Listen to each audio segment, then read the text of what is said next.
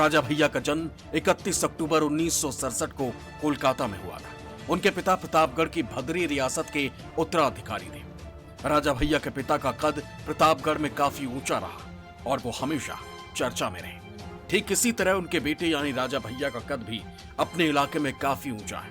प्रतापगढ़ की जनता उन्हें आज भी कुंवर रघुराज प्रताप सिंह ही बुलाती है और अपना राजा मानती है। प्रतापगढ़ के कुंडा में आज भी भद्री रियासत का महल है। इसी महल में राजा भैया और उनका पूरा परिवार रहता है। हालांकि तकरार के बाद से पत्नी साथ नहीं रह रही है। राजा भैया से जुड़ी कई बातें सालों तक चर्चा में रही। आज भी ऐसी बातें होती हैं कि राजा भैया ने अपने तालाब में मगरमच्छ पाल रखे थे। राजा भैया से अक्सर इस बाबत सवाल पूछा जाता है कि क्या उन्होंने सही में अपने तालाब में मगरमच्छ पाले थे, जिसका जवाब हमेशा राजा भैया ना ही में देते रहे हैं। आज राजा भैया की छवि प्रतापगढ़ और पूरे यूपी में बाहुबली नेता की बनी हुई है। उन्होंने अपने राजनीतिक जीवन की शुरुआत 1993 में कुंडा विधानसभा से बतौर निर्दलीय चुनाव लड़कर की थी। उस वक्त कुंडा सीट पर कांग्रेस के नियाज हसन का दबदबा था। नियाज हसन कुंडा सीट से लगातार 4 बार और कुल 5 बार जीत दर्ज कर चुके थे। लेकिन राजा भैया ने अकेले न सिर्फ नियाज को चुनौती दी बल्कि बड़ी जीत भी दर्ज की।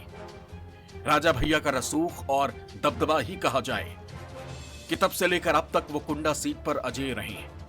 वो लगातार 6 बार निर्दलीय विधायक बने। 2022 में अपनी पार्टी जनसत्ता दल से जीतकर लगातार 7वीं बार विधायक बने हैं। हालांकि इस बीच उन्हें कभी बीजेपी तो कभी समाजवादी पार्टी का समर्थन जरूर मिला। इस दौरान वो यूपी सरकार में जेल और खाद्य मंत्री भी रहे। राजा भैया अपनी दबंगई के लिए भी हमेशा चर्चा में रहे। कुंडा में एक छत्र राज करने वाले राजा भैया पर अब तक 8 मुकदमे दर्ज हैं। इसमें हत्या की कोशिश, डकैती, चोरी, लूटपाट, बलवा, मारपीट, शांति भंग करना, दंगा करवाने की मंशा जैसे कई मामले शामिल हैं। जिस तरह राजा भैया का अपना दबदबा है, अपना राज घराना है, अपना कुनबा है, ठीक उसी तरह उनकी पत्नी भानवी का भी है।